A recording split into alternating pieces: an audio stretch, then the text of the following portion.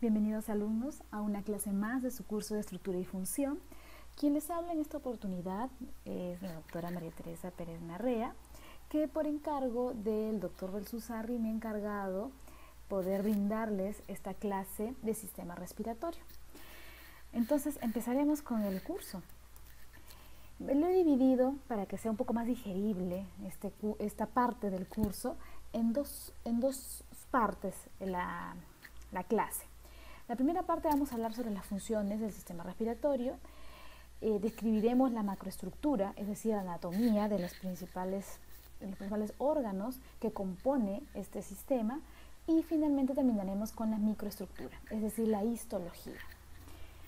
Bien, empezamos entonces con la función principal de los pulmones. Para esto he considerado poner esta imagen que resume prácticamente lo que hace una célula. La célula requiere de aporte continuo de energía para que pueda desarrollar sus funciones. Esta energía, que es finalmente en forma de ATP, la debe obtener de algún lado para poder hacer actividades mecánicas como parte de su biosíntesis de moléculas, proteínas, carbohidratos, etc. Que ustedes ya conocen, ¿no? Esta energía que necesita la célula tiene que obtenerla de algo, de alguna sustancia, y la obtiene del oxígeno. El oxígeno, como ustedes saben, en la cadena de la respiración celular es el aceptor final de electrones. Pero este oxígeno viene de algún lado, ¿no? Tiene que venir de algún lado. Y esto lo obtiene el organismo gracias al oxígeno del medio ambiente. Y bueno, por sus conocimientos ya previos, ¿no?, de colegio, saben que el oxígeno que tenemos en el medio ambiente se obtiene gracias a la fotosíntesis que hacen las plantas. Este oxígeno, al ingresar a la célula, va, como les digo, a producir energía para la realización de sus funciones y produce otro elemento más que es un metabolito de desecho, que es el CO2. Este CO2 que se produce no se puede quedar el organismo con ello porque sería perjudicial, lo tiene que eliminar hacia el medio ambiente, ¿no?, que es finalmente captado por las plantas y luego transformado en oxígeno, y así esto es un ciclo. Muy bien, todos estos pasos, lo que he hablado en este instante, el organismo lo obtiene gracias a un sistema, que es el sistema respiratorio. Específicamente, o más importante, los pulmones, ¿no? Los pulmones son aquellos que van a captar el oxígeno, ¿no?, por un lado, para llevarlo posteriormente por la sangre hacia las células y devuelto el CO2, ¿no?, producto de este metabolismo, y que va a ser expelido hacia el medio ambiente, ¿no? Esa es la función principal que tiene el sistema respiratorio. Pero el sistema respiratorio, como todos los sistemas en nuestro organismo, no trabajan solos. No tiene un íntimo contacto, sobre todo el sistema respiratorio, con el sistema circulatorio, porque este oxígeno que ingresa por la vía aérea tiene que llegar a la célula, y la forma de llegar a la célula tiene que ser a través de un vaso. Y ustedes saben que dentro del vaso tenemos sangre, entonces tenemos otro sistema más que está integrado en esta función que realiza el sistema respiratorio, que es también el sistema hematopoyético de alguna manera. ¿Ya? Entonces, este cuadro es simplemente para que ustedes vean que nosotros trabajamos como un todo, ¿no? No es que solamente estudiemos pulmón, ¿no?, sistema respiratorio y después sistema circulatorio, no. Hay que integrar todos los conocimientos que vamos a tener porque estos sistemas trabajan juntos. Así es el organismo, así funciona. Muy bien, ¿cuáles son las etapas de la función pulmonar? Primero tenemos la ventilación. Es el movimiento que hace el flujo de aire de entrada y salida entre la atmósfera y los alvéolos, ¿no?, porque este aire finalmente va a llegar al alvéolo. Y posteriormente sale el aire hacia el medio ambiente gracias a la expiración. La otra función, o etapa, no función, etapa de la función pulmonar es la difusión. Es el paso o la entrada del oxígeno hacia la sangre y por otro lado la salida del CO2 hacia el alvéolo, a través de unas membranas que lo vamos a estudiar en su debido momento. Posteriormente viene el transporte, que es el movimiento de gases a través de la sangre entre los alvéolos y la célula. Finalmente, todos estos pasos, que es la ventilación, la difusión y el transporte, tienen que estar regulados por un sistema, ¿no? Y esa es la etapa final, ¿no?, que es no es una etapa, sino porque esta regulación se hace en todas estas etapas anteriores que hemos hablado.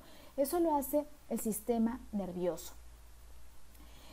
La regulación entonces es el ajuste que existe de ventilación, sobre todo, ante los cambios del medio ambiente producidos por diferentes demandas. Es decir, si tú estás haciendo ejercicio, la ventilación tiene que aumentar y eso lo tiene que hacer un sistema, que es el sistema nervioso. No solamente se va a modificar por las demandas, también puede ser durante el crecimiento, o sea, la frecuencia respiratoria no es igual, ¿no?, en un niño que de un adulto. También se regula frente a enfermedades, ante la vejez, etc. ¿Ya? Las otras funciones que tiene el sistema respiratorio, que son accesorias y no por ello menos importantes, es la fonación, la olfacción, el equilibrio ácido-base y definitivamente el pulmón y el sistema respiratorio tiene contacto con el medio ambiente. Por lo tanto, el aire que ingresa, que no es un aire totalmente limpio, no tiene que tener el sistema respiratorio un sistema de defensa capaz de evitar el ingreso de sustancias nocivas. Por eso también tiene como función defensa contra agentes extraños. Muy bien, hablaremos entonces, pasamos a la macroestructura. Dentro de la macroestructura hay una parte que es la anatomía de superficie. Es la relación que nosotros podemos encontrar frente a estructuras internas, que no la vemos a simple vista, en relación con la superficie del cuerpo. Esto es muy importante cuando ustedes vayan ya a hacer examen físico, ¿no? Acá, por ejemplo, tenemos tres imágenes, son 3 fotos de distintos ángulos de vista. Esta es la cara frontal del tórax. En la cara frontal del tórax vamos a encontrar una serie de estructuras que nos van a indicar ciertas características importantes de órganos internos. En primer lugar, en la parte media del tórax y superior, en la parte superior y media del tórax encontramos una escotadura que se llama escotadura yugular. Si ustedes se palpan en la parte superior, ¿no?, exactamente por encima del hueso esternón, van a encontrar como una fosita. Eso se llama escotadura yugular.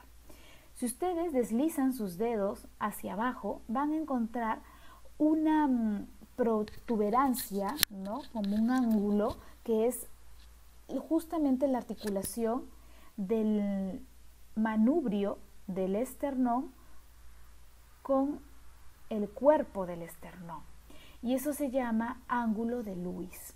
Este reparo es muy importante porque a este nivel, mejor dicho, se encuentra, como les digo, la articulación de la segunda costilla.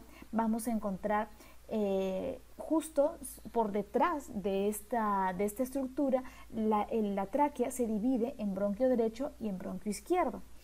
Otro reparo importante a este nivel es que si ustedes trazan una línea perpendicular, ¿no?, hacia la parte posterior de esta estructura, se encontrarán con la vértebra torácica T4, T5.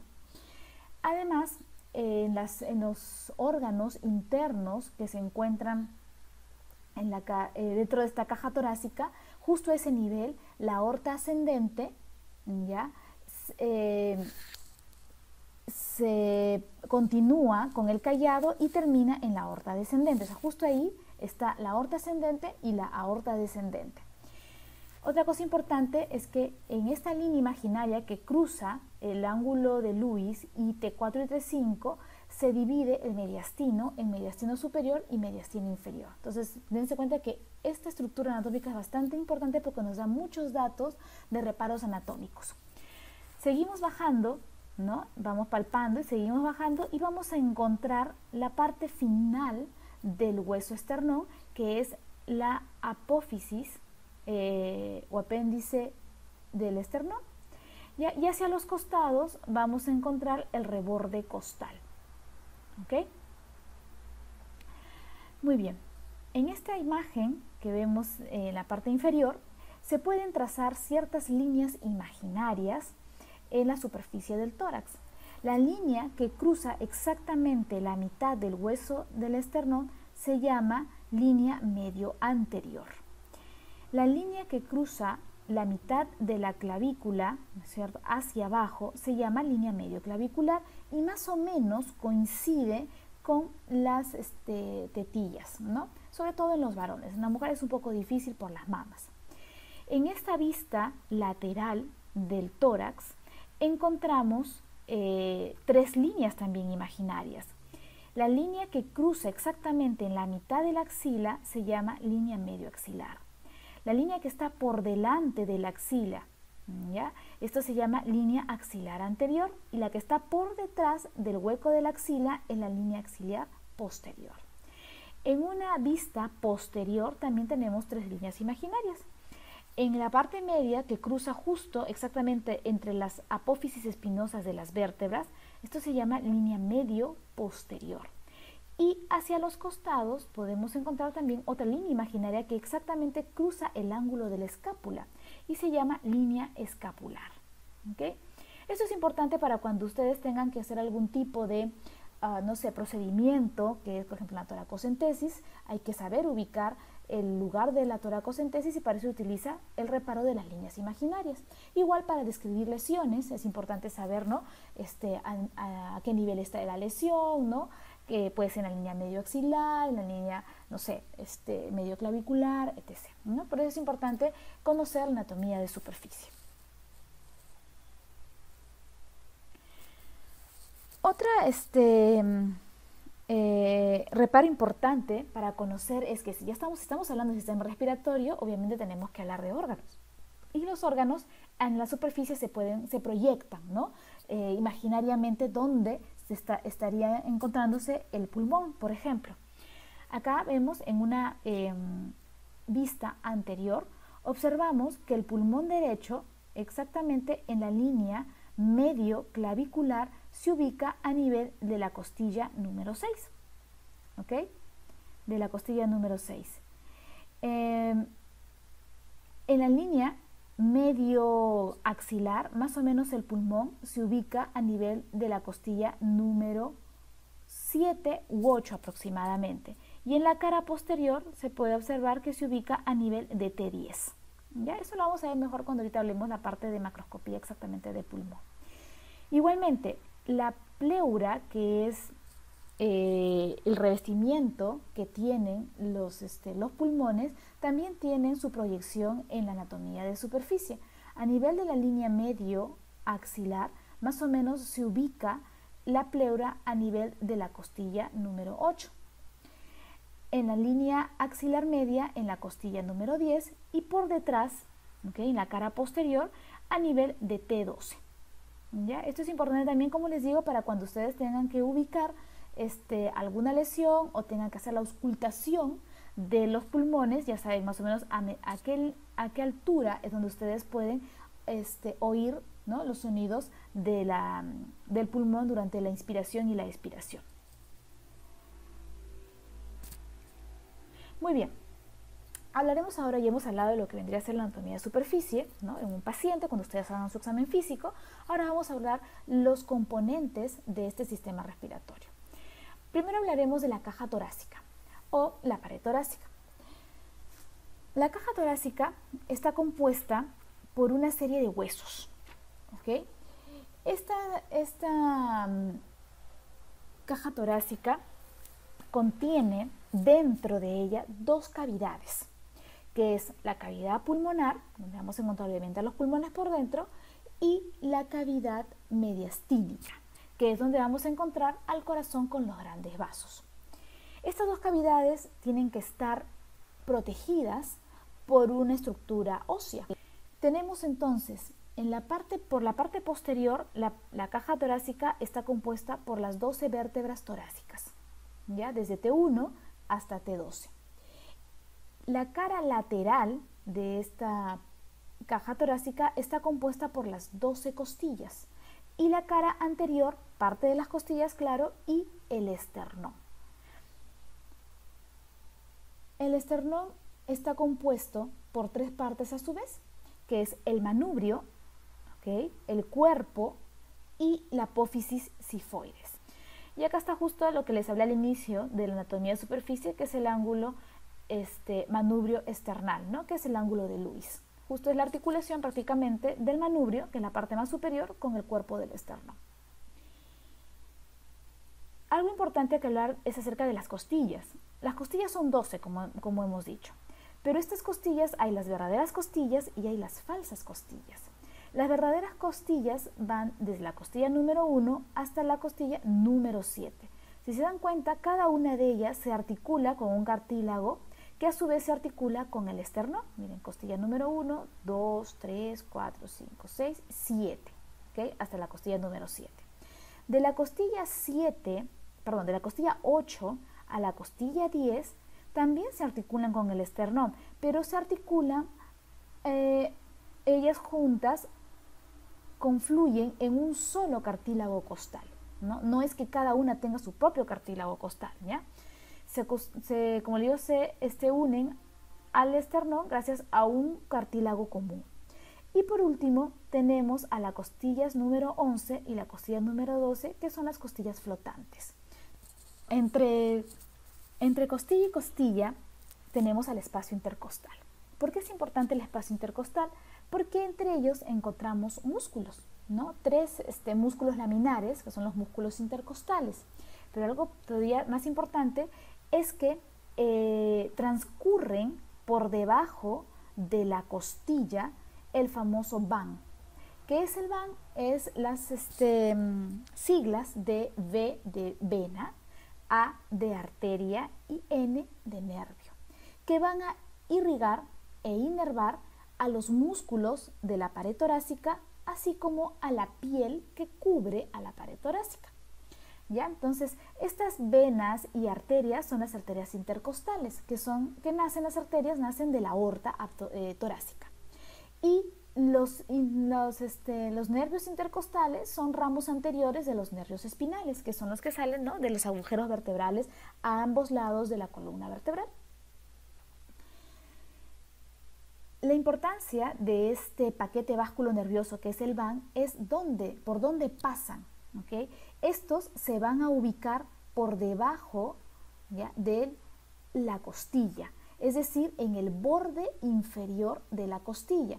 Importante reparo para cuando ustedes tengan que hacer también algún procedimiento, como una toracocentesis, que es la extracción que se hace de líquido en la cavidad pleural. Para extraer el líquido hay que introducir una aguja hasta llegar a la cavidad pleural. Al introducir la aguja, como ustedes ya saben por dónde transcurren los nervios y los vasos, tienen que introducirla por encima de la costilla y no por debajo, porque si tú introduces por debajo de la costilla, corres el riesgo de poder lesionar cualquiera de estas estructuras vasculonerviosas y producir una tragedia, ¿no es cierto? Entonces, lo que hay que hacer es introducir la aguja por encima de la costilla. Y acá les pongo esta imagen bastante gráfica del paquete vasculonervioso. No se olviden que tenemos la costilla y por debajo está pasando, ¿no es cierto? Acá ven un camión, en inglés van, que significa vena, siempre está por encima, luego viene la arteria y por debajo el nervio. Todas ellas discurren por el borde inferior de la costilla. Muy bien. Entonces, esta pared torácica, dentro también de sus componentes, tiene músculos, ¿no? Porque nosotros movemos la pared torácica. Tenemos que moverla para poder respirar. Y se pueden clasificar de dos maneras. Los músculos que intervienen en la inspiración, es decir, en el ingreso de aire hacia los pulmones, y los músculos que intervienen en la expiración. Antes de eso, quiero hacer un paréntesis para decirles que la inspiración es un proceso activo, es decir, requiere de energía y por lo tanto requiere de que un músculo se contraiga, ¿ya? En cambio, la expiración normal, la que ustedes están teniendo en este momento, es una actividad que es pasiva, es decir, no necesitas tú utilizar ningún músculo. ¿Cuándo? Entonces, ¿por qué hay músculos? Si es que ven acá, ¿no? No debería haber. Bueno, estos músculos expiratorios se utilizan cuando uno hace una actividad física o cuando el proceso de inspirar y expirar se torna activo, o sea, se torna durante, por ejemplo, el ejercicio físico. Ahí tú necesitas utilizar músculos para la expiración. Los músculos inspiratorios más importantes, el más importante de todos es el diafragma. ¿Ya? Es el músculo de la inspiración por excelencia. Le siguen los intercostales externos, ¿okay?, cuando es una expiración relativamente normal. Pero cuando es una inspiración activa, ¿no? Cuando, por ejemplo, como les dije en el ejercicio, se utilizan otros que son los accesorios, como los escalenos y el esternocleidomastoideo, cuya función es elevar las costillas. En los músculos expiratorios, el principal son los intercostales internos, ¿no? Como les digo, solamente cuando haces expiración activa. Y los accesorios son el oblicuo externo, el oblicuo interno, el transverso y el recto, ¿no? Que son músculos que, si bien estos son del tórax, también intervienen, o mejor dicho, tienen una inserción a nivel abdominal. ¿Cuál es la función de estos músculos? La función de los músculos, como les digo, es inspirar y expirar. Y les pongo la imagen de dos baldes acá para que vean cómo es que funciona. Centrémonos en esto, en las asas del balde, ¿ya? Cuando uno inspira, las asas que son funcionan como a manera de costillas, las costillas tienden a aplanarse, se elevan, mejor dicho, se elevan. ¿Okay? ¿Para qué? Para que miren cómo el área aumenta, ¿cierto? Miren. En cambio, en la expiración, las costillas se van hacia abajo, ¿no es cierto? Ya no se elevan, sino más bien caen. Y como verán, el área disminuye. Entonces, eso es importante cuando hablemos de mecánica ventilatoria, ¿ya? Los inspiratorios lo que hacen es elevar las costillas y los expiratorios es bajar las costillas, ¿ya? Esta es una imagen para ver lo que hemos hablado anteriormente, ¿no? Durante la inspiración el aire tiene que entrar. Y durante la expiración el aire tiene que salir. El músculo principal de la inspiración es el diafragma. ¿Qué es lo que hace? Se aplana. Por lo tanto, vean la flecha como va hacia abajo. Eso quiere decir que el diámetro del tórax va a aumentar, ¿no? Aumenta su volumen y por lo tanto ingresa el aire. En cambio, durante la expiración el diafragma se relaja. Y si se relaja, miren cómo asciende y por lo tanto el volumen disminuye y el aire es expelido hacia el medio ambiente. ¿Okay? Esta es una inspiración y expiración tranquila. Muy bien, hablemos del diafragma entonces. El diafragma es un músculo que divide dos cavidades. Hacia arriba, la cavidad torácica y hacia abajo, la cavidad abdominal. Tiene dos partes el diafragma, una parte central que es tendinosa y una parte periférica que es muscular. Las inserciones de este músculo es en la parte anterior con el apéndice sifoides, luego sigue hacia los bordes costales, ¿no? Ahí se inserta, costillas número 11 y número 12, y luego llegan hacia atrás los ligamentos. Estos ligamentos se insertan en la parte posterior con las vértebras L1 y L4 y L1 y L3, que son los dos pilares, ¿no? Acá tenemos estos dos pilares.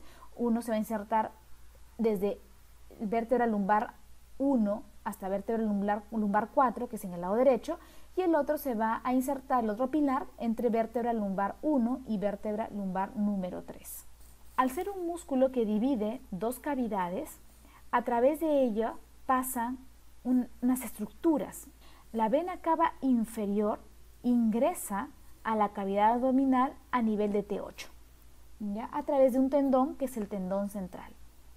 El esófago, que es un órgano que pertenece al tracto gastrointestinal, ingresa a la cavidad abdominal a nivel de T10, ¿no? Junto con los dos nervios vagos, ¿no? Uno a cada lado.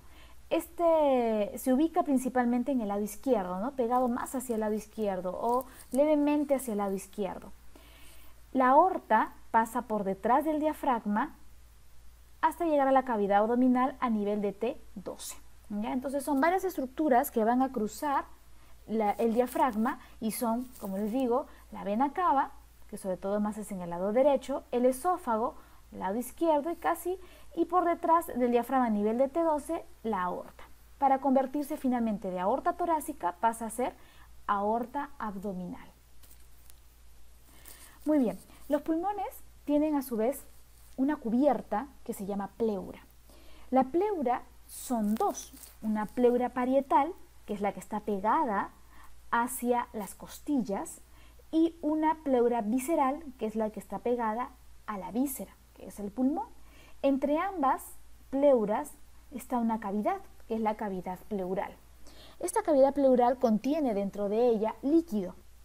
La función de la pleura es de protección, protege a estos dos órganos. El líquido pleural, como les dije, reduce la fricción entre las membranas que existen entre ellas. Acuérdense que dentro de la pleura encontramos a los pulmones, y los pulmones no son órganos quietos, los pulmones se expanden, y si se expanden,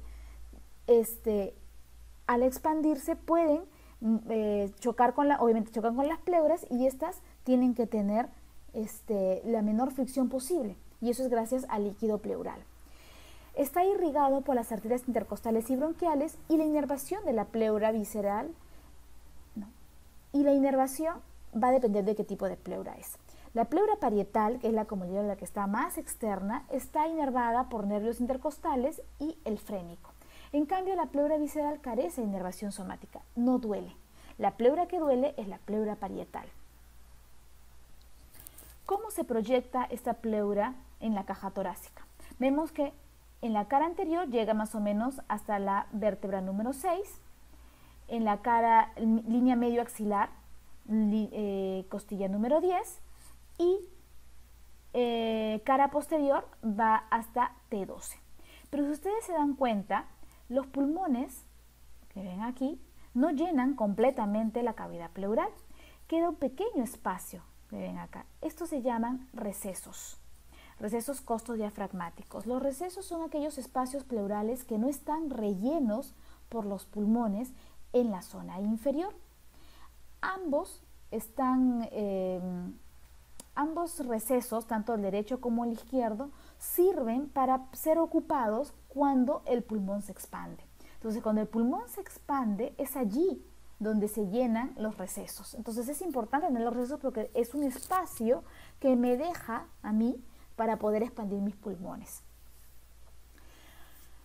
Otra cosa importante, según la zona, la pleura puede cambiar de nombre. Es decir, la pleura que está por encima de la clavícula, ¿no es cierto?, se llama pleura cervical, ¿ya? Porque la pleura puede extenderse por encima de la primera costilla y de la clavícula.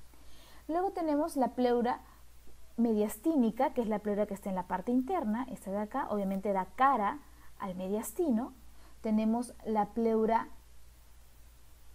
costal, que es la pleura que ven aquí, que está en contacto con las costillas, y la pleura diafragmática, que es la que está en contacto con el diafragma, ¿ya? Entonces es la misma pleura, simplemente cambia de nombre de acuerdo a la zona en la que esté, ¿ok?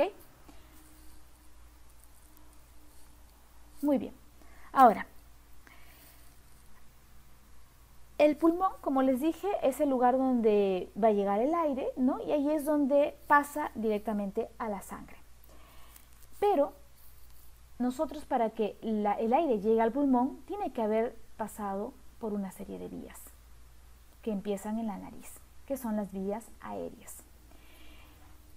Estructuralmente, la vía aérea se divide en dos grandes zonas: vía aérea superior y vía aérea inferior. ¿Hasta dónde digo vía aérea superior? Hasta laringe.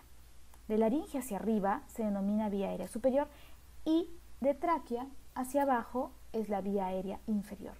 Ya, esto es importante para cuando ustedes lleguen ya a la parte de clínica, van a ver enfermedades que son propias de la vía aérea superior y otras de la vía aérea inferior, ¿ya? Por eso es importante saber dónde es el corte. Funcionalmente, el sistema respiratorio se divide en dos grandes grupos, que es la vía aérea de conducción y la vía aérea respiratoria. La vía aérea de conducción en realidad iría desde la nariz hasta el bronquiolo terminal. Y la zona respiratoria va desde el bronquiolo respiratorio hasta el saco alveolar y alvéolos. ¿Cuál es la función de la zona conductora? Es filtrar el aire, calentarlo, humedecerlo y obviamente conducirlo. Acá no hay intercambio gaseoso. En cambio, la zona respiratoria, la función es del intercambio gaseoso, ¿ya? Estos que ustedes ven acá en números que dice 0, 1, 2, 3, estos números son las divisiones que tiene la tráquea. Es decir, cuando la tráquea se va dividiendo, va formando la primera división, que vendría a ser, o sea, cuando se divide por primera vez, forma el bronquio derecho, el bronquio izquierdo. La segunda división son los bronquios, a partir de la cuarta división dicotómica son los bronquiolos, y miren que la novena hasta la división número 16 es el bronquiolo terminal, o sea, se ha dividido 16 veces la tráquea, ¿se entiende, no? Tráquea se divide en dos, ese que se dividió se vuelve a dividir en dos, ese que se dividió se vuelve a dividir en dos, y así sucesivamente hasta la división número 16. Ahí empieza más o menos el bronquiolo respiratorio. O sea, termina el bronquiolo terminal en la 16 y empieza el bronquiolo respiratorio. Y a nivel de la división número 23 aparece el saco alveolar, que son estas estructuras, ¿no? Que están compuestos por numerosos alveolos. ¿Okay? Entonces no se olviden de la zona aérea de conducción y la zona de tipo respiratoria. Empezaremos entonces describiendo cada una de las estructuras que componen el sistema respiratorio. Empezamos con la nariz, que es la primera. La nariz tiene una parte externa, esta zona de acá, y una parte interna que está dentro del cráneo. Externamente la nariz está compuesto por cartílago, en su mayor parte, ¿no? Que son los cartílagos de la nariz. Y en el puente de la nariz, que es la parte más proximal de esta estructura, está compuesto por los huesos propios de la nariz. Posee dos aberturas, denominadas narinas o fosas nasales, que se comunican con una estructura hueca, que es el vestíbulo nasal. Esta zona de la nariz y el vestíbulo posee dentro de su epitelio unas estructuras que son pelitos, ¿no es cierto? Estos pelos importantes para poder captar todas estas estructuras, el polvo, por ejemplo, que puede ingresar durante la respiración, ¿no? Y no lleguen hacia el pulmón. En la parte interna que está dentro del cráneo, la nariz se denomina cavidad nasal. La cavidad nasal tiene una parte media, ¿no es cierto?, que es el tabique nasal, y que divide a esta cavidad nasal en cavidad nasal derecha y cavidad nasal izquierda. El tabique nasal está compuesto en la parte superior por un hueso, que es la lámina perpendicular del hueso etmoides, que en la parte superior formaría el techo de la cavidad nasal. El otro hueso que conforma el tabique nasal es el vómer, que a su vez se articula por debajo con el piso de la cavidad nasal, que está compuesto por el paladar duro por delante y el paladar blando por detrás. En las paredes laterales de la cavidad nasal encontramos unas estructuras que se denominan conchas o cornetes. Tenemos el cornete superior, tenemos el cornete medio y el cornete inferior. Los dos primeros corresponden al hueso etmoides. Por debajo de los cornetes encontramos unos surcos, ¿okay?, que se denominan meatos. Meato superior, que está por debajo del cornete nasal superior, el meato medio y el meato inferior. Importante porque en estos meatos es donde van a desembocar los senos paranasales. Existe una estructura que no se denota bien en esta imagen, que se encuentra entre el cornete nasal superior y el techo de la cavidad nasal, denominado receso esfenoidmoidal. También es donde se va a encontrar la salida de uno de los senos paranasales. ¿Cuál es la importancia de estas estructuras? Porque por algo están ahí, ¿no es cierto? Estas estructuras tienen la función de calentar el aire. Ellas trabajan como si fuesen unas turbinas, ¿no? Esa es la función. Calientan el aire, la humedecen y también sirven como método de defensa, porque ahí muchas de las partículas pueden ser filtradas, ¿ya?, y ser expelidas hacia el medio ambiente. Por detrás de la cavidad nasal se encuentran unas estructuras que comunican con la faringe y se denominan coanas, o también llamados narinas internas. Una de las funciones de la cavidad nasal también es, como les dije, calentar el aire, y se calientan gracias a la sangre que llega y que irriga a la cavidad nasal. Por ello, esta parte de esta estructura es ricamente vascularizada. La irrigación depende de ramas terminales de la arteria maxilar y de la facial, y de ramas etmoidales de la arteria oftálmica, que es rama a su vez de la carótida interna.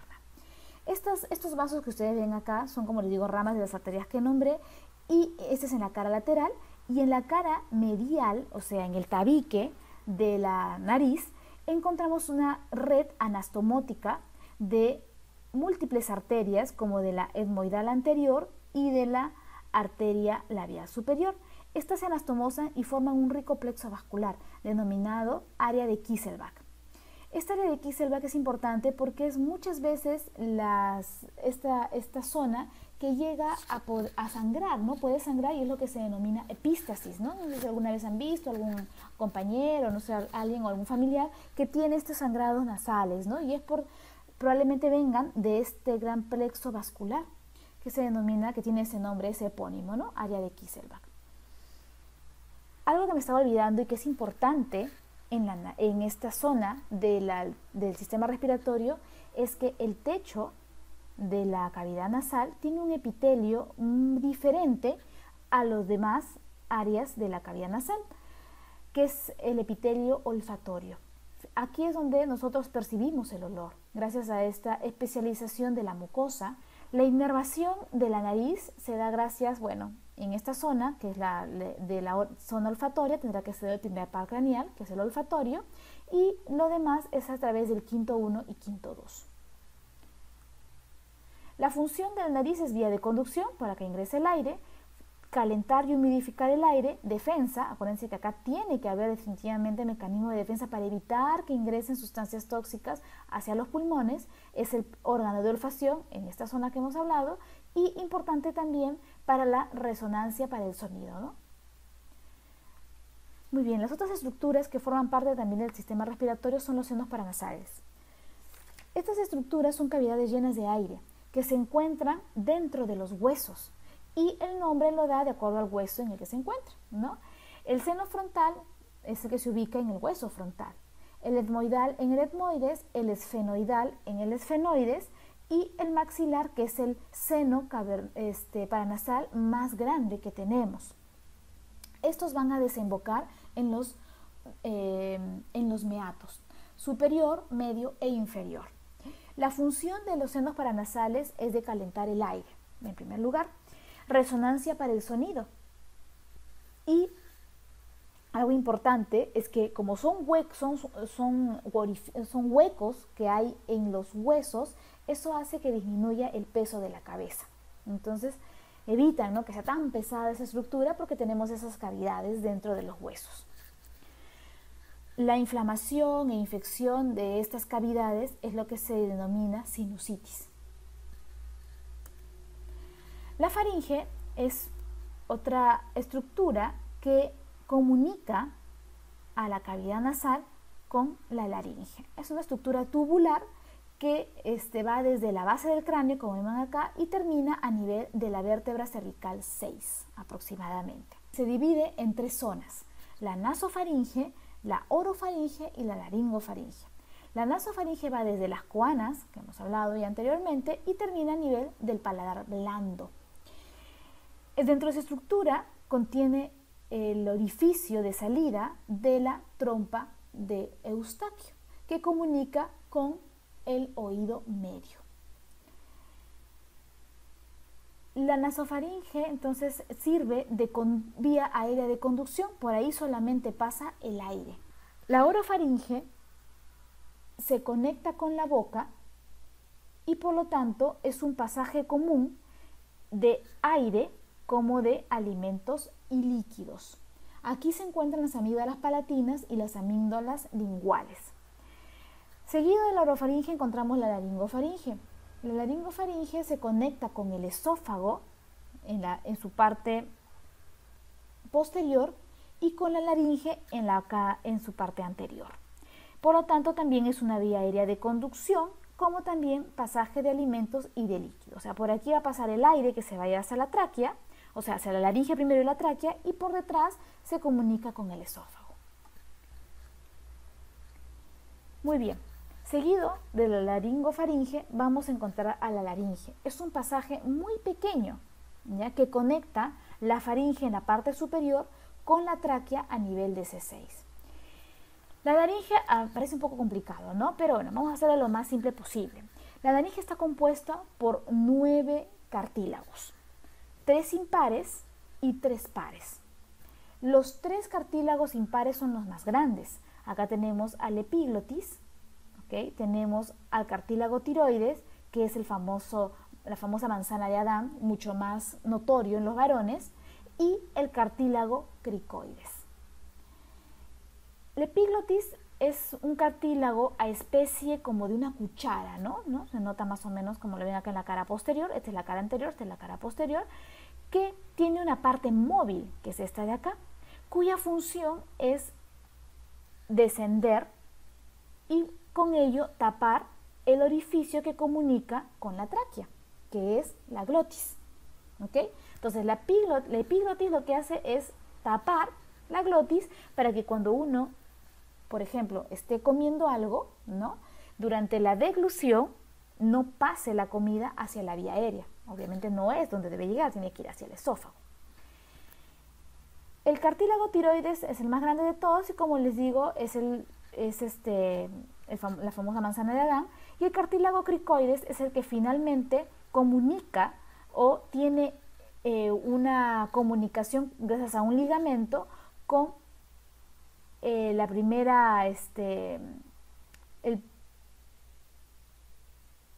anillo de la tráquea a través del ligamento cricotraqueal. ¿Okay? Muy bien.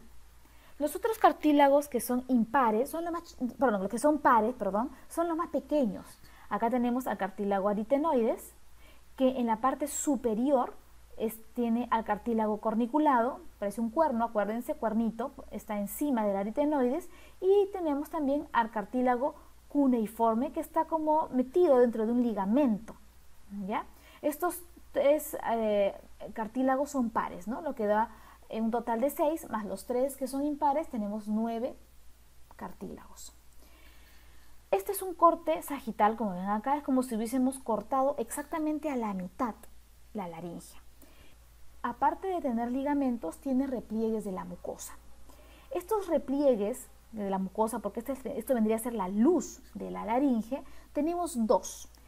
El superior, que es la cuerda vocal falsa, o también llamado pliegue vestibular, y el inferior, que es el pliegue vocal verdadero o cuerda vocal verdadera, ¿ok? Que lo vamos a ver mejor en esta manera.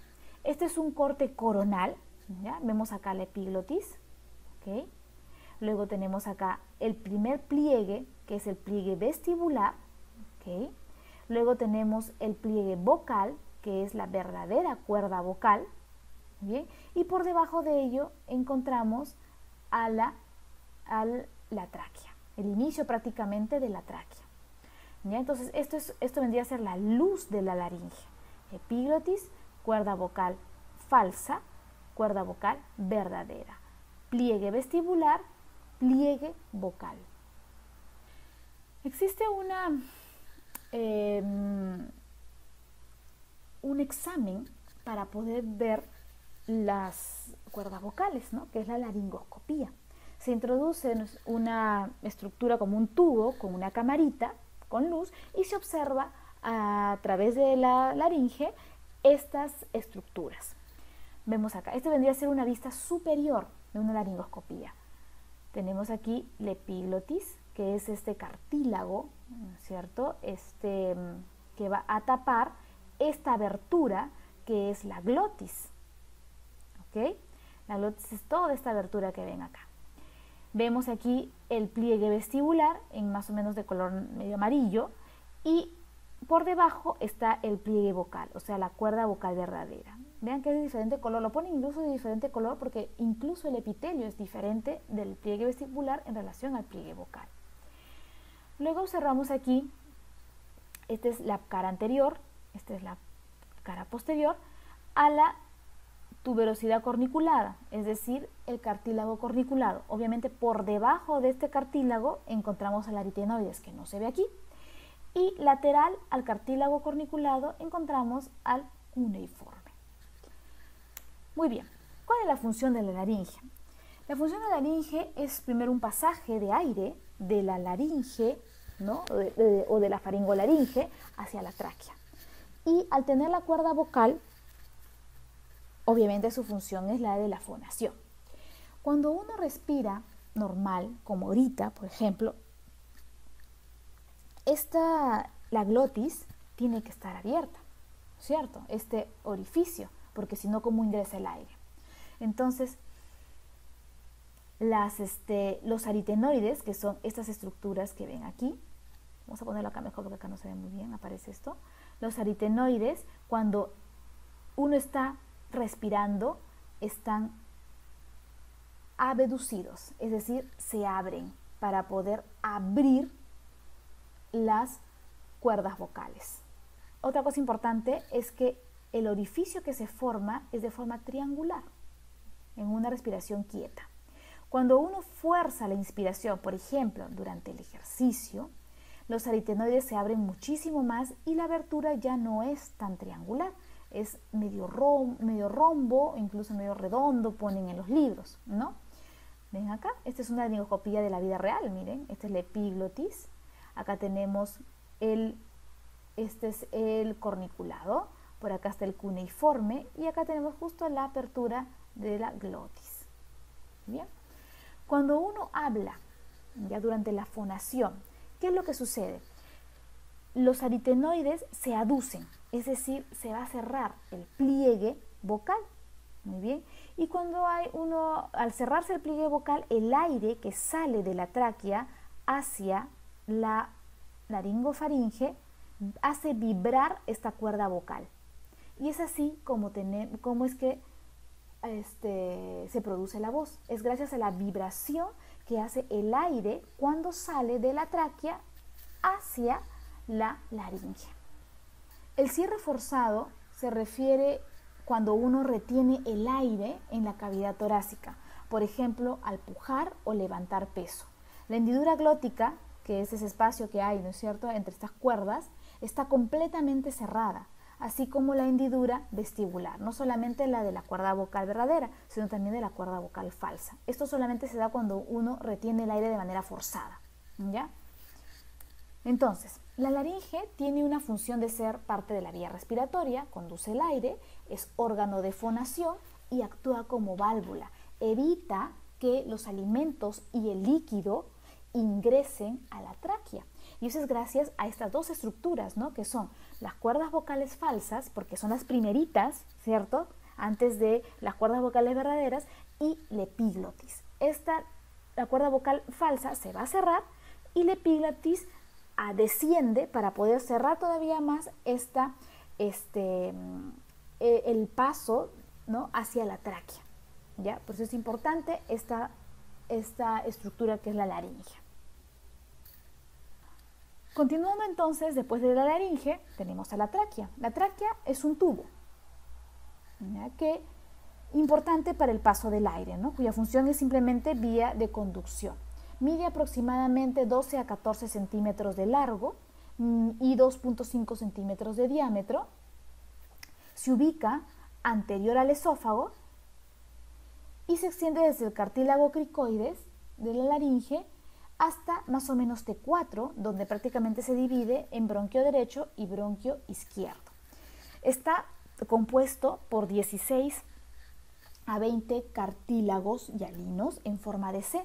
Es un cartílago, es un anillo incompleto, ¿no? Pero que se dan cuenta que en la parte posterior, que es la que está exactamente relacionado al esófago, tiene músculo liso. Esto es importante porque cuando uno deglute, ¿ya?, y pasa el bolo por el esófago, obviamente el esófago se distiende.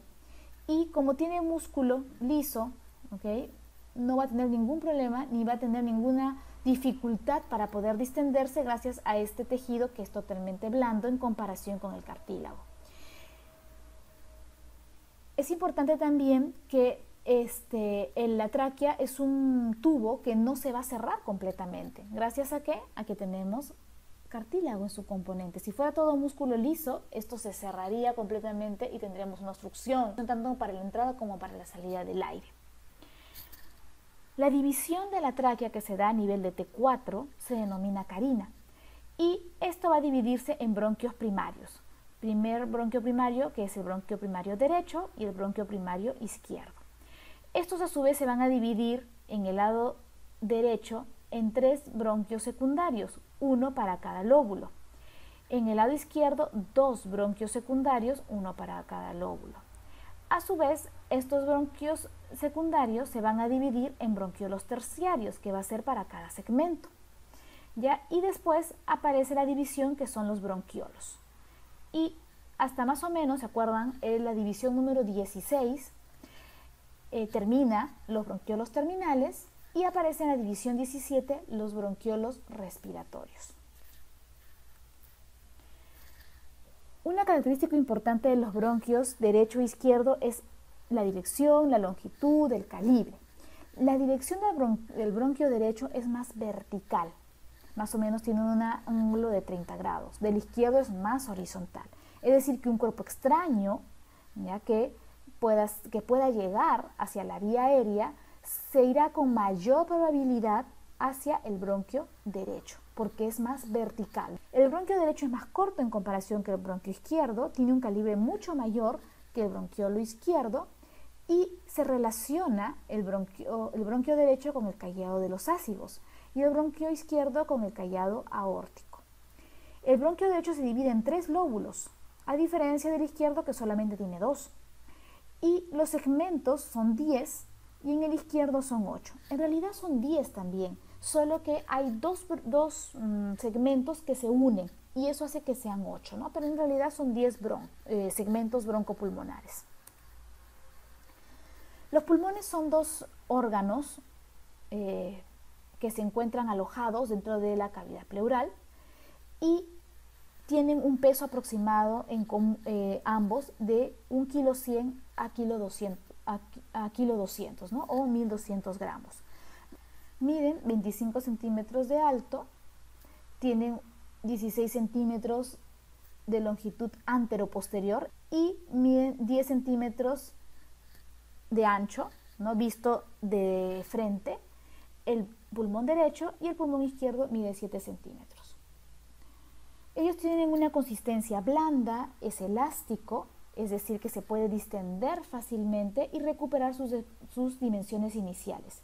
Tiene una forma de semicono con un eje mayor vertical, una superficie de tipo convexa que está en contacto con la pared del tórax.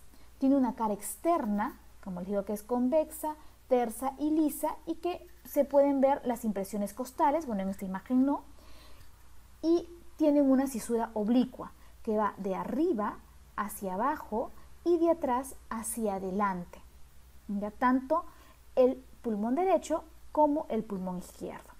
El pulmón derecho a su vez tiene otra cisura que es la cisura horizontal que nace de la anterior, o sea de la cisura oblicua, es como que se bifurcara, ¿no? Y ahí forma la cisura horizontal.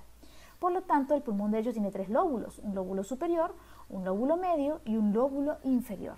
En cambio, el pulmón izquierdo tiene solamente lóbulo superior y lóbulo inferior. La cara interna del pulmón contiene al hilio. El hilio con H, ¿okay?, está compuesto entonces por estructuras que entran y salen del pulmón. Son estructuras vasculares y bronquios. El pulmón derecho tiene al bronquio primario en la parte posterior y por delante del bronquio derecho encontramos a las arterias pulmonares y por delante de ellas a las venas pulmonares. En cambio, el hilio del lado izquierdo del pulmón tenemos al bronquio en la parte posterior y la arteria pulmonar se sitúa en la parte superior del bronquio, a diferencia del derecho que se encontraba anterior al bronquio. Acá no, acá la arteria pulmonar se sitúa superior al bronquio primario y las venas pulmonares sí por delante del bronquio. El borde posterior del pulmón es grueso, ¿okay? El borde anterior es delgado, eso lo vemos acá mejor. O sea, este borde anterior, este es el borde anterior, aunque esto es una vista pues lateral, ¿no? Pero el borde anterior generalmente es delgadito, el borde posterior es grueso, el vértice es redondo, como ven acá, y que tiene relación con la primera costilla, y la base es ancha, que se relaciona con la cúpula diafragmática. Estas son las divisiones del pulmón, y las divisiones se denominan segmentos broncopulmonares.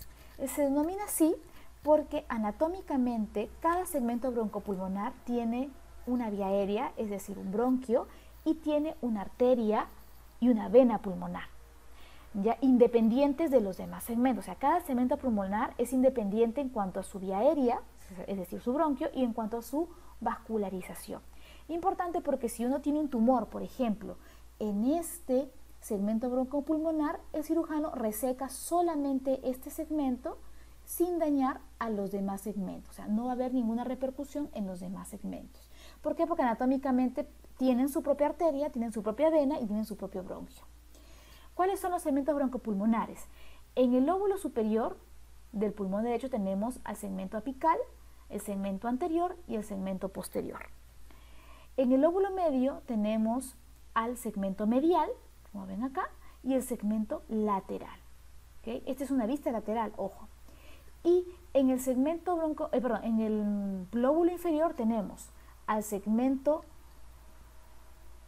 superior del lóbulo inferior, al segmento basal anterior, basal lateral, basal posterior, y por dentro, o sea, por el ilio, la cara mediastinal, encontramos al basal medial. Entonces ahí tenemos 1, 2, 3, 4, 5, 6, 7, 8, 9, 10 segmentos. Lo mismo es igual en el pulmón izquierdo, cambian algunos nombres nada más. Acá la diferencia es que también no hay lóbulo medio, ¿ya? Entonces, el lóbulo superior del pulmón izquierdo tenemos al apical posterior, ápico posterior. Como ven acá, aquí se han unido dos segmentos, el apical que era de aquí con el posterior del otro lado, ¿ven? Entonces por eso se llama segmento ápico posterior. Luego tenemos el segmento anterior, igual que aquí, y tenemos el segmento el segmento broncopulmonar lingular superior y lingular inferior, ¿ya? Esto es lo que vendría a ser en el lado derecho el lóbulo medio, ¿no? Pero acá no tenemos eso, se llama língula superior y língula inferior. Esta língula es lo que se relaciona con el corazón lado izquierdo. Tapa prácticamente parte del corazón la língula. El lóbulo inferior, tenemos aquí al segmento superior del lóbulo inferior, el basal anterior, el basal lateral y el basal posterior. Faltaría el basal medial, que está por dentro. Incluso algunos libros consideran al basal anterior y medial uno solo. Por eso es que en algunos libros ustedes van a encontrar 8 segmentos, porque acá se han unido el apical con el posterior y acá el basal anterior con el basal medial, ¿no? Pero en realidad son 10, solo que unos, como les digo, se han unidos nada más. ¿Cuál es la irrigación del pulmón? El pulmón es un órgano peculiar porque tiene doble irrigación. En primer lugar tenemos la irrigación pulmonar, y estos nacen, o mejor dicho, la función de la irrigación pulmonar es oxigenar la sangre. Al pulmón le llega sangre venosa de la arteria pulmonar. Una vez que se oxigena, se convierte en vena pulmonar y llega al corazón izquierdo. ¿Okay? Entonces esto es lo mismo, ¿no? Son las arterias y vena pulmonar. No olviden que acá es al revés, ¿no? La arteria pulmonar lleva sangre desoxigenada y la vena pulmonar trae sangre oxigenada, ¿ya? El otro tipo de irrigación que tiene el pulmón es las arterias bronquiales, que son estas de acá. Son ramas de la aorta torácica. Estas son las que van a nutrir, los que van a llevar oxígeno a todas las estructuras del pulmón. Estas de aquí, las arterias y venas pulmonares, su función principal es la de oxigenar sangre, no tanto de nutrir. En cambio, quien nutre sí y oxigena al pulmón es las arterias bronquiales. La vena, toda la irrigación venosa, ¿okay?, de estas arterias bronquiales llegan a la vena brachiocefálica derecha y la vena brachiocefálica izquierda, que finalmente terminan en la vena cava superior, que finalmente obviamente va a terminar en la aurícula derecha. Muy bien, hemos hablado entonces ahora ya de la parte macroestructura. Veamos ahora la microestructura, es decir, las células que componen el tracto respiratorio. Para eso tenemos que hablar de epitelios. Existen dos tipos de epitelios principales, ojo, que es el epitelio respiratorio y el epitelio olfatorio. El epitelio respiratorio está compuesto de un epitelio pseudoestratificado, cilíndrico ciliado con células caliciformes. Tenemos aquí, estas son las cilíndricas, forma de cilindro. Tienen cilios, muy bien, que son estas modificaciones apicales de la célula, importantes para batir todas aquellas estructuras tipo polvo, ¿no?, que ingresen a la vía aérea. Estas que ven aquí más claritas con un núcleo basal son las células caliciformes, que le van a dar, cuya función es la producción de moco, ¿no?, para poder lubricar y poder tener una capa de moco en la superficie de la mucosa y con ello atrapar el polvo que puede ingresar. Las células basales se llaman así porque están en la base, son las células madre, encargadas de regenerar al epitelio. Las células de Kulczycki son las células neuroendocrinas, productoras de hormonas, ¿no?, sustancias neuroendocrinas dentro del sistema respiratorio. Y las otras células que son en menor proporción son las células en cepillo. El epitelio olfatorio, por su parte, solamente lo vamos a encontrar en el techo de la cavidad nasal, ¿ya? Lo demás es epitelio respiratorio. Vean que es totalmente diferente. El epitelio olfatorio está compuesto de células sustentaculares, ¿ya?, que son estas de acá, que le van a dar sostén, como dicen, ¿no?, a las demás células, que son las células olfatorias. Las células olfatorias son finalmente neuronas, que tienen en la parte apical a especie de cilios, ¿no?, que son las que van a captar las sustancias odoríferas, y estas neuronas son neuronas de tipo bipolar, ¿ya?, tienen dos polos, ¿no?, que van a terminar o a perforar la lámina cribosa del etmoides y van a formar el nervio olfatorio. Debajo del epitelio encontramos tejido conectivo y ahí encontramos unas estructuras que se llaman glándulas de Bowman. Esas glándulas de Bowman son productoras de una sustancia, que es la sustancia o proteína fijadora del olor. Estas proteínas fijadoras del olor están, se producen en estas glándulas y salen hacia la superficie de la mucosa olfatoria y son las que van a captar la sustancia odorífera y se las van a llevar a los cilios que tienen las células olfatorias. Ellas finalmente son las que van a traducir, se van a despolarizar y van a llevar esa información hacia el sistema nervioso central. Muy bien. A nivel de lo que es ya el pulmón y tráquea, el epitelio respiratorio se continúa, ¿no?, que era un epitelio pseudo-estratificado, cilíndrico, ciliado. Este epitelio, a medida que tú te vas alejando de la tráquea y te vas acercando al alveolo, miren cómo se va aplanando. Llega a ser cilíndrico, posteriormente se hace cúbico y finalmente se hace plano, a medida que obviamente vamos llegando hacia el alveolo. Las células goblet, que son las células caliciformes, también van desapareciendo, miren. Solamente están hasta antes de llegar al bronquiolo terminal. O sea, el bronquiolo terminal ya no tiene células caliciformes. Las células ciliadas también van desapareciendo, ¿no? Algo del bronquiolo respiratorio tiene todavía una que otra célula ciliada. Las glándulas también desaparecen. Solamente están hasta los bronquios, igual que las células goblet cells. Los bronquios entonces tienen células caliciformes, glándulas, y los bronquiolos ya no. Igualmente el cartílago hialino. El cartílago hialino es propio hasta los bronquios. Los bronquiolos ya no lo tienen. Músculo liso sí vas a encontrar hasta el final prácticamente, y fibras elásticas también hasta el final, o sea, hasta llegar a los alveolos. Vamos a ver entonces las principales partes. La tráquea y los bronquios principales tienen en su composición de epitelio el epitelio que hemos hablado, que es el respiratorio. pseudoestratificado, cilíndrico, ciliado. El 30% del epitelio está compuesto por células ciliadas, que son estas de acá. El 30% células caliciformes, un 30% de células basales, que son estas más chiquitas, y el restante por células de Kulczynski. En la submucosa encontramos las glándulas seromucosas.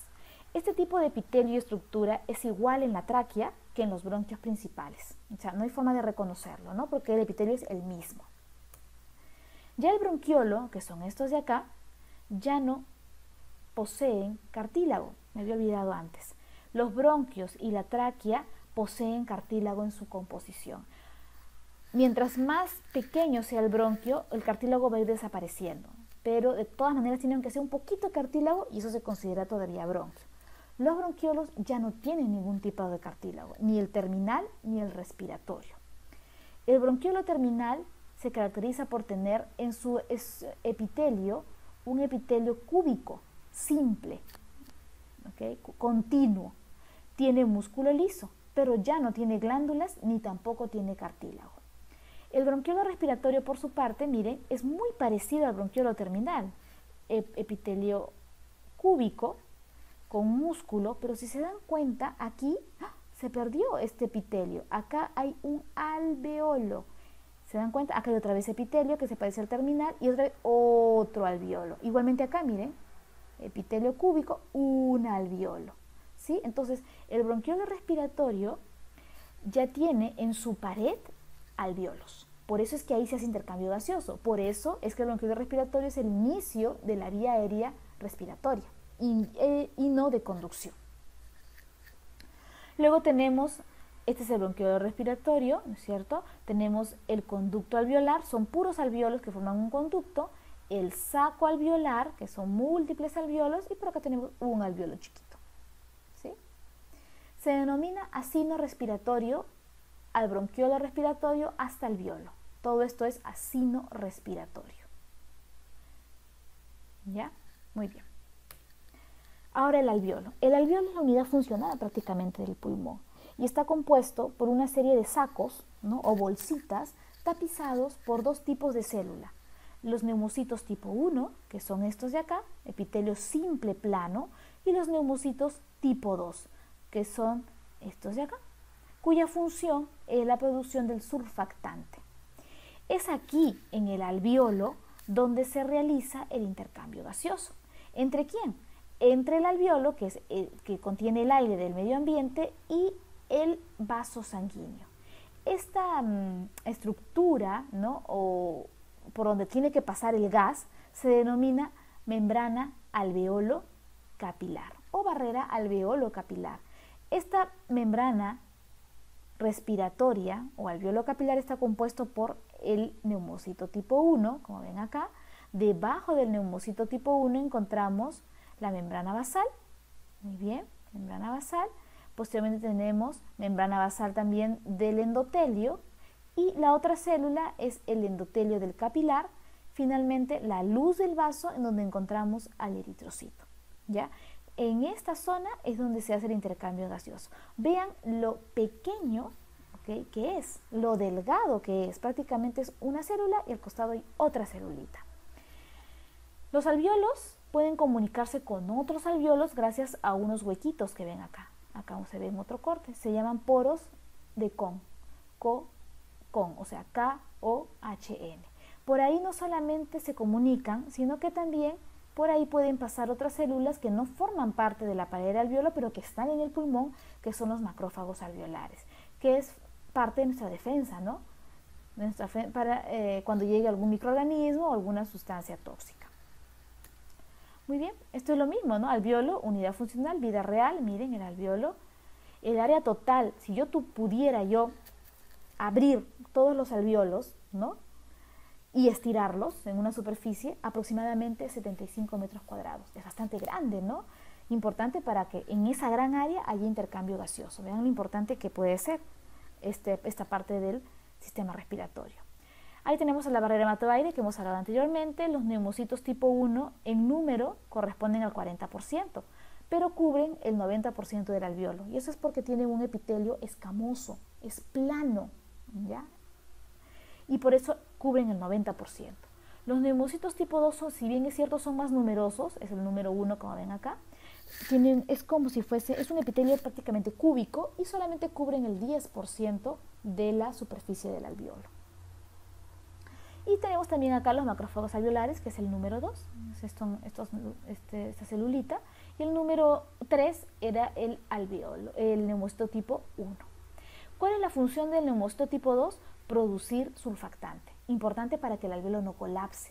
El surfactante es una sustancia que se produce en los cuerpos lamelares que están dentro del citoplasma del neumocito tipo 2 y está compuesto en su mayor proporción por colesterol y por fosfolípidos. Dentro de ellos el más importante es el dipalmitoil fosfatidilcolina, ¿ya?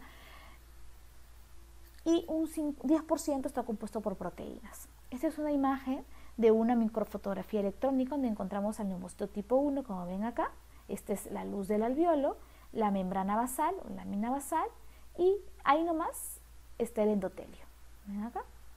Y dentro del endotelio, que vendría a ser la luz del vaso, encontramos al glóbulo rojo o eritrocito. Uy, acá está mal escrito, es eritrocito. Muy bien. Otra cosa importante como parte histológica del pulmón es las fibras elásticas. Acuérdense que el pulmón es un órgano que se expande y se expande gracias a que tiene tejido conectivo, y el tejido conectivo tiene dentro de sus componentes en esta zona abundantes fibras elásticas, que los vemos acá. Miren, este es una coloración especial para fibras elásticas. Ven estas rayitas como pelitos azules, todos ellos son fibras elásticas. Esto es importante que lo sepan porque hay patologías en las cuales se pierden estas fibras elásticas. Entonces imaginen un pulmón que no se estira, o sea, imposible, ¿no es cierto? No podría cumplir su función. La otra estructura que podemos observar en histología es la pleura. Esta es una pleura visceral. Visceral porque está pegada a la víscera. Miren, esto es un alveolo, o sea, estamos en pulmón. Y la pleura no es más que un epitelio simple plano, es decir, una sola capa, y la célula es como una escama. También se le llaman células mesoteliales, ¿ya? Debajo de la pleura, que es un epitelio simple plano, encontramos tejido conectivo, esto de acá, vasos sanguíneos, y ahí nomás, pegado a la pleura visceral, encontramos al pulmón, donde vemos aquí el alveolo. Muy bien, entonces hasta aquí hemos culminado la primera parte. Hemos visto solamente macroestructura y microestructura, ¿ya? En un segundo video vamos a ver la función ya del pulmón, cómo es que funciona el sistema respiratorio, ¿ok? Muy bien, muchas gracias por su atención y nos vemos en la segunda parte.